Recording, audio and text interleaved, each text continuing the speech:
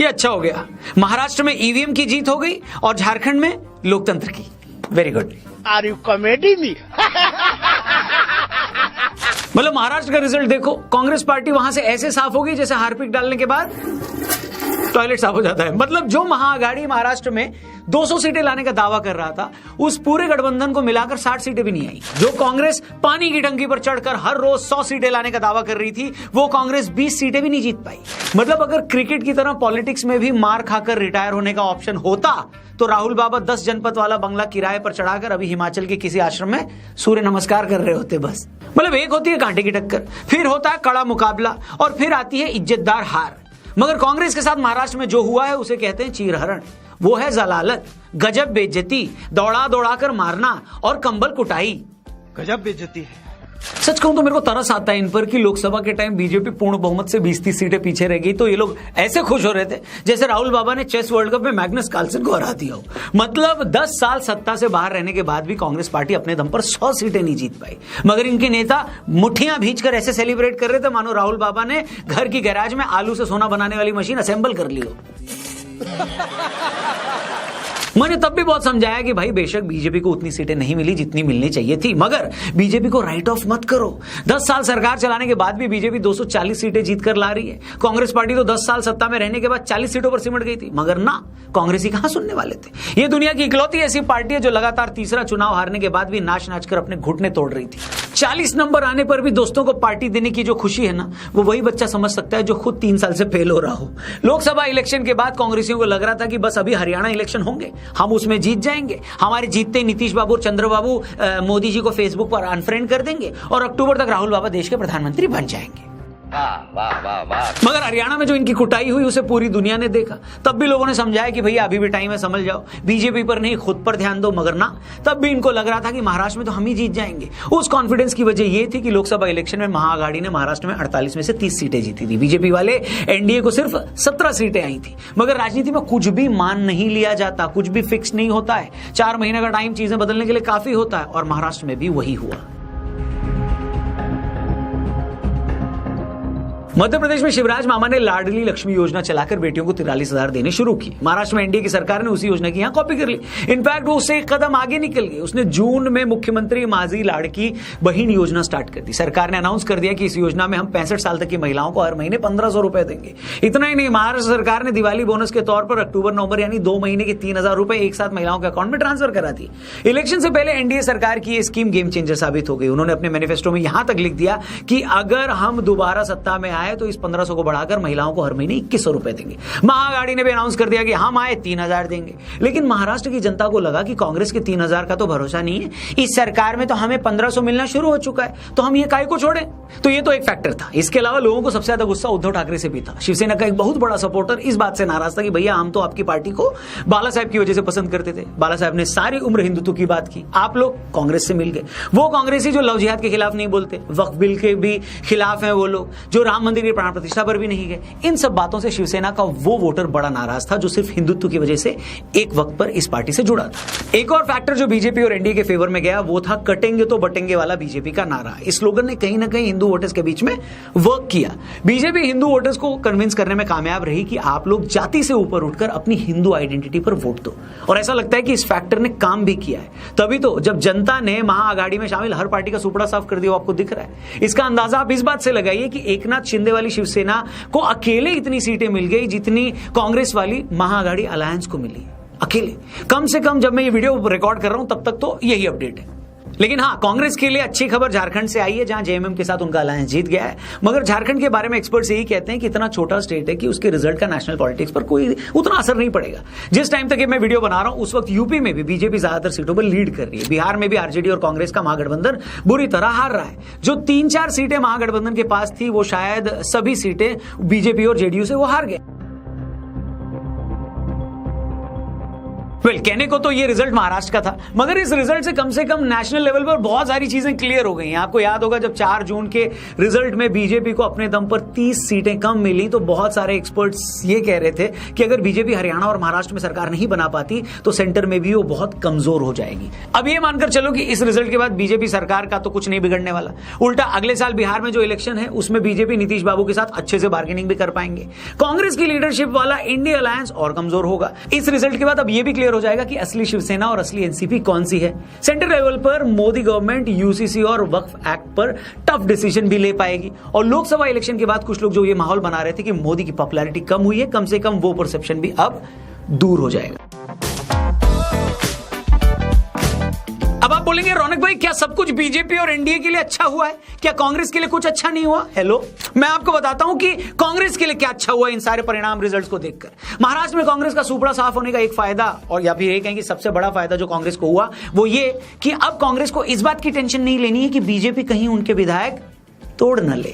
मतलब उनके इतने विधायक जीतकर ही नहीं आए कि उन्हें तोड़ा जा सके। वरना कांग्रेस की असली टेंशन ये होती थी कि या तो उनके उम्मीदवार इलेक्शन जीत नहीं पाते थे, और जीत जाते थे तो पार्टी में टिक नहीं पाते थे। फिर बीजेपी के चंगुल से उन्हें बचाने के लिए कांग्रेस को रिजॉर्ट में रुकवाना पड़ता था अपने विधायकों को। और शादी के सीजन में अच्छे रिजॉर्ट भी इतने सारे महंगे मिलते हैं कि नहीं। इस रिजल्ट के बाद कांग्रेस की सारी टेंशन क्या हो गई राहुल जी? खत्म।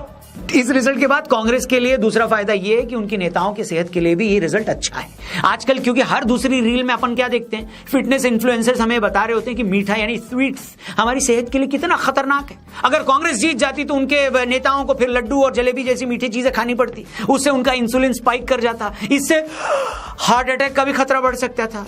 लेकिन एक सेकेंड, जैसा रिजल्ट आया है कांग्रेस का, हार्ट अटैक का खतरा तो अभी भी होगा, लेकिन हाँ, लड्डू खाकर बीमार पड़ जाते तो ज्यादा बुरा होता नहीं। वहीं हरियाणा के बाद अब महाराष्ट्र चुनाव हारने के बाद कांग्रेसी नेताओं की लाइफ में सुकून भी आ जाएगा। कैसे?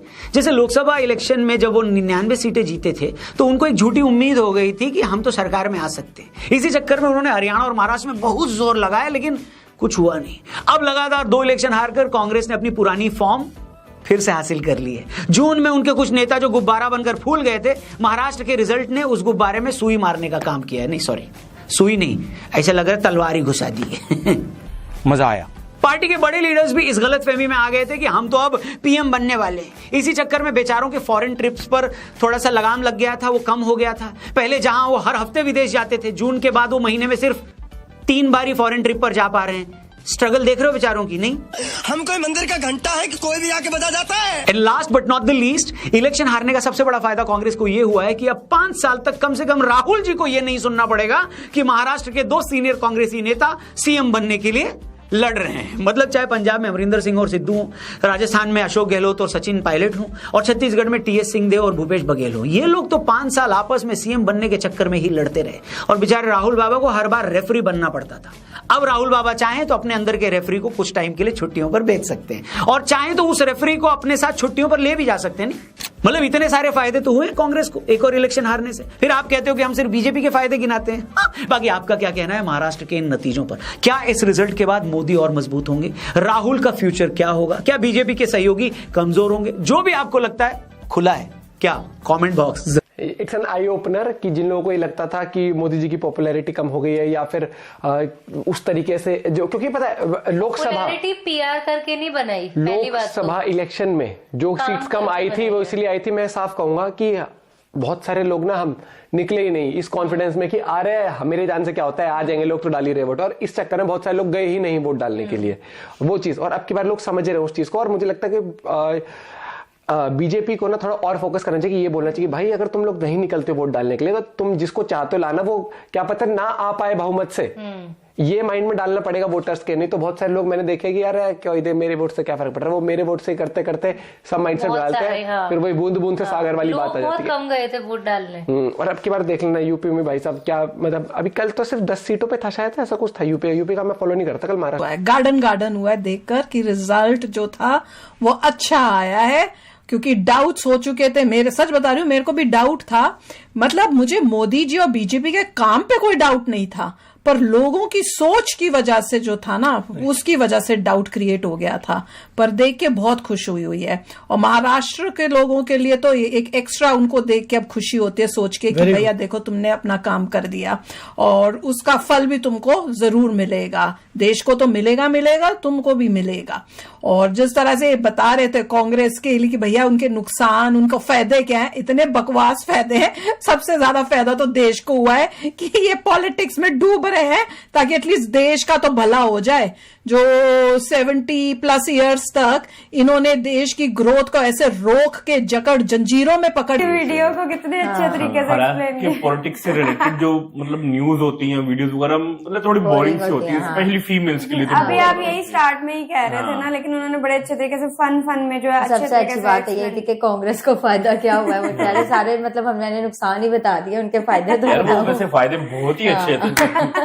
वो बेस्ट पार्ट था वीडियो के। लेकिन ये कि इस इलेक्शन के बाद जो मोदी जी स्ट्रांग हुए ना, देखो लगातार तीसरी दफा वो प्राइम मिनिस्टर बने, और मुझे लगता है चौथी दफा भी बनना इनके लिए कोई बड़ा मतलब इशू नहीं होगा। बिल्कुल स्ट्रांग हो गए, बहुत डिलीवर कर दिया। देखो 14 से लेके अभी तक देखो जो मेक इन इंडिया की उन्होंने पॉलिसी अपनाई हुई ना, हर चीज में, चाहे रेलवे, इंफ्रास्ट्रक्चर, एजुकेशन में, इसरो में देख लो, हर चीज में मतलब मेरे हिसाब से कोई ऐसा सेक्टर नहीं रह गया जिसमें यार वो उनका मतलब। जी अली भाई, जी सकलैन भाई, जी शमीर भाई।